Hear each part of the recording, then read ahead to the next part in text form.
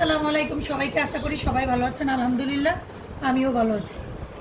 আমার কিছুদিন যাবৎ ডায়াবেটিক্সটা অনেক বেড়েছে, তাই আমি ডায়াবেটিক্স কমানোর জন্য অনেকগুলো ওষুধ, ইনসুলিন সব কিছুই নিয়েছি। ওষুধ নিতে, ইনসুলিন নিতে খারাপ লাগে, এই জন্যে আমি প্রাকৃতিকভাবে ডায়াবেটিক্সটা কমানোর চেষ্টা করছি। এটা হচ্ছে সাজনা পাতা। সাজনে পাতা আমি দুইভাবে খাচ্ছি, একটা গুঁড়ো করে খাচ্ছি ব্লেন্ডারে, আর একটা হচ্ছে কাঁচা সাজনা পাতাটা পেরে এটা রসুন দিয়ে এটা রান্না করেছি, শাকের মতো রান্না করে এনে খুব মজা হয়েছে। এটা আমি ভাতের সাথে খাই। তো ভাতের সাথে এই যে কাঁচামরিচ দিয়েছি, রসুন দিয়েছি, দিয়ে এটাকে রান্না করেছি ঘুটনি দিয়ে ভালো করে ফেটে।